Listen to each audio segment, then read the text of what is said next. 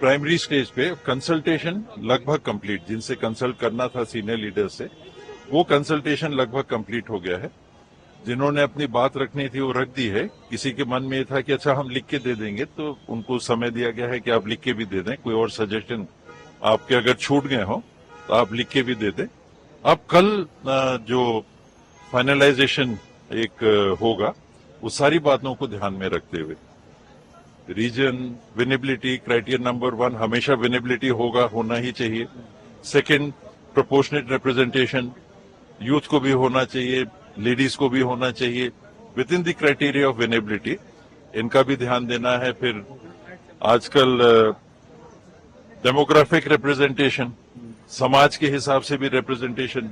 अब 100 अगर उपजातियां हैं तो टिकट तो 90 ही है, तो सबको भी नहीं हो सकता। फिर भी जितना पॉसिबल है विनेबिलिटी को ध्यान में रखते हुए वो प्रयास किया जाएगा। सर, जिस तरीके से अलायंस के ऊपर काफी बात चल रही है, आम आदमी पार्टी के साथ बात करने के पहले राहुल गांधी जी ने बोला, फिर बोला कि इसके ऊपर देखा जा रहा है। क्या अभी तक इसके ऊपर कंक्रीट एक्शन हुआ है? क्या हम मान के चले कि अलायंस होगा, नहीं होगा? क्या अलायंस नेशनल इश्यूज को लेके अलायंस बना था। जो चैलेंजेस राष्ट्रीय स्तर पे हमारे सामने थे, संविधान से लेके, अनएम्प्लॉयमेंट से लेके, महंगाई से लेके, डिफेंस से लेके, अग्निवीर, ये नेशनल इश्यू से जिसको हम सब ने जरूरी समझा कि एक प्लेटफॉर्म पे आके हमको लड़ना चाहिए। नहीं तो जिसको 35% वोट मिलते हैं वो सरकार छाती पीट के चला रहा है। 56 इंच का सीना उनका है जिनको 35% वोट मिलते हैं, और 65% है उसकी कोई सुनवाई नहीं, उसकी कोई आवाज नहीं रह जा रही है पार्लियामेंट में। आप बहुमत के नाम पे कुछ भी लेजिस्लेशन पास कर दे रहे हैं अपने मन मुताबिक। राज्यों के दर्जे को आप समाप्त कर दे रहे हैं। 370 की आड़ में आपने राज्य के अस्तित्व को समाप्त कर दिया। ऐसी चुनौतियां संवैधानिक जब देश के सामने है तो साथ आने की जरूरत है उन 65% आबादी के लोगों को जो सत्ता में बैठे हैं, उनके साथ नहीं।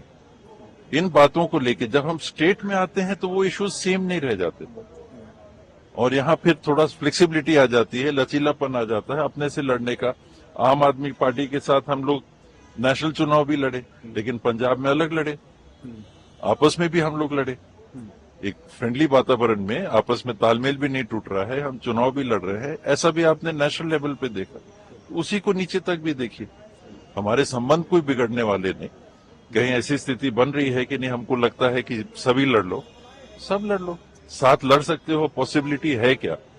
Give and take, rational reasonable, कार्यकर्ताओं के भी ध्यान में रख के, उनके भी दल के, हमारे भी दल के, सबकी भावनाओं को भी ध्यान में रख के प्रैक्टिकली हो सकता है क्या? होगा तो करेंगे। फ्रेंडली फाइट की एक्सपेक्टेशन है, जो आपने जिस चीज का अभी एग्जांपल दिया। नेशनल कॉन्फ्रेंस के साथ तो 5-6 फ्रेंडली फाइट हुई। जम्मू कश्मीर में अलायंस भी है, 5-6 सीट में फ्रेंडली फाइट भी है।